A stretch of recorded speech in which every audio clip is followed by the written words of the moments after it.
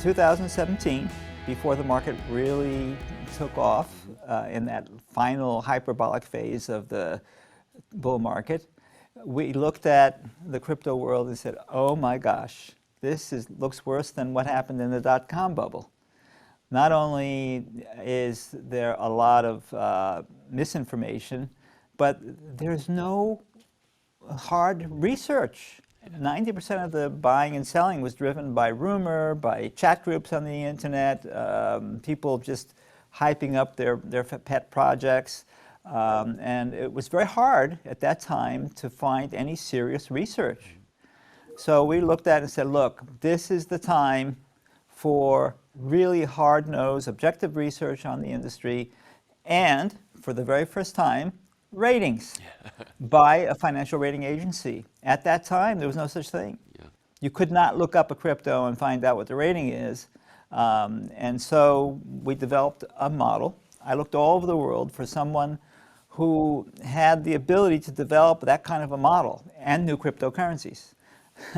So fortunately, after a long search, we found a gentleman in Uruguay who has a degree in econometrics, which is excellent for building predictive models, and also was a cryptocurrency expert and trader.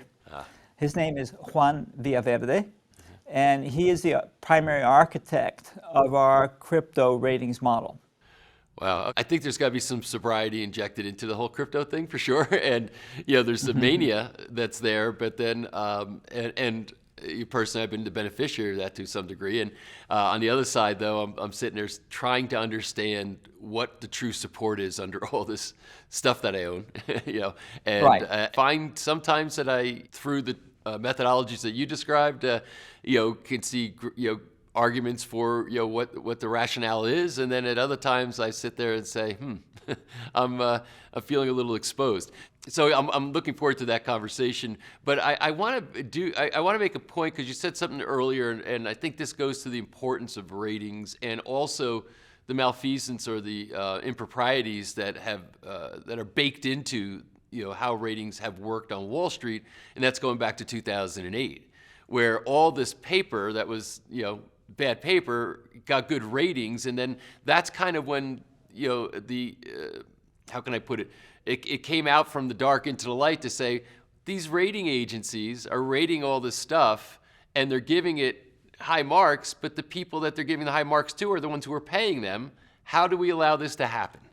And so given the way the system was structured, not the way you do it, but the way that it's done kind of in the club on Wall Street, it seems like 2008 was an inevitability. It had to happen at some point because of the conflict of interest. Is that a fair statement? I think 2008 was driven by many other causes, and that enhanced. In every cycle, you have some factor that enhances it, that's driven by market hype or the ratings or the analysts. The analysts also got carried away in the late 1990s with the dot-com bubble.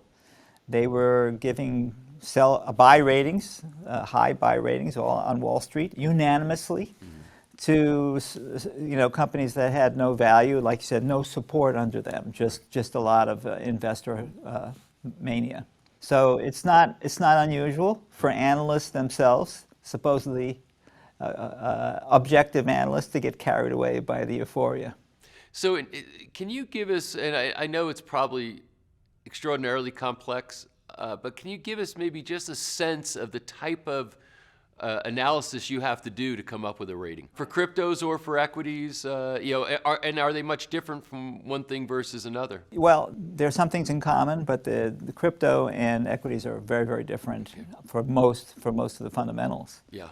In the case of equities, the fundamentals are driven by the traditional asset metrics, such as profit and loss, sustainability of the dividends, balance sheet factors. Those are the key fundamentals.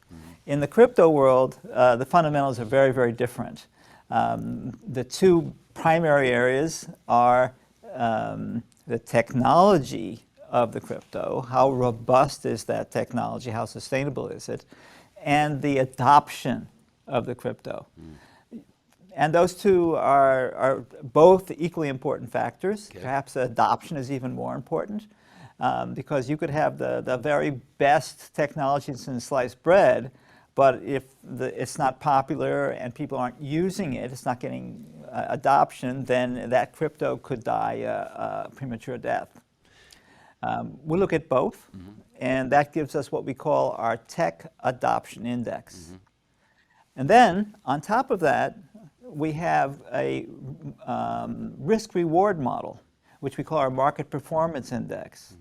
And there, in the risk-reward side of things, based on market forces, market prices, pretty much the same kind of analysis works both for digital assets and for traditional assets. Because everything it's just price movement and price momentum. Right. Now, the formulas are different because cryptocurrency is so much more volatile. But the idea is that you want to find an investment that has good uptrend without big drawdowns, without big collapses. And that's what leads to a high grade in the risk-reward model. So to repeat, you have fundamentals and you have technicals, Yes. right? Yep.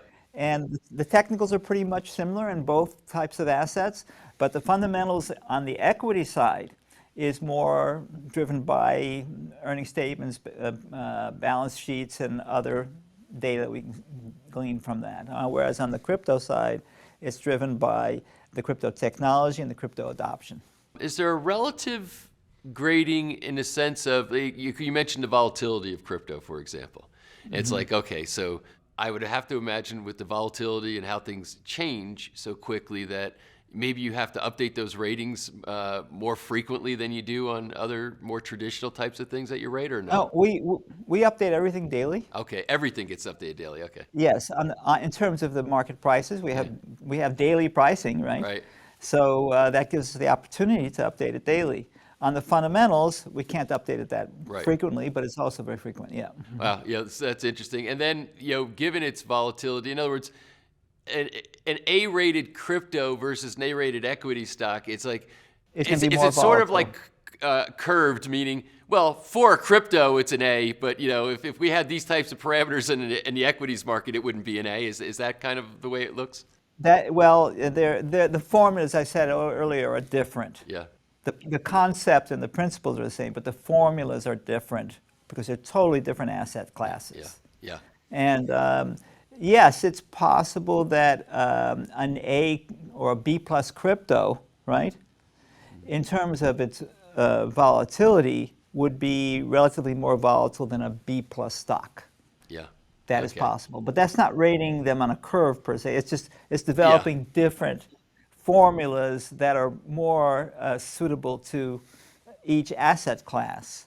I don't think the folks in the crypto universe would appreciate the idea of applying stock market formulas to cryptocurrencies, and for good reason.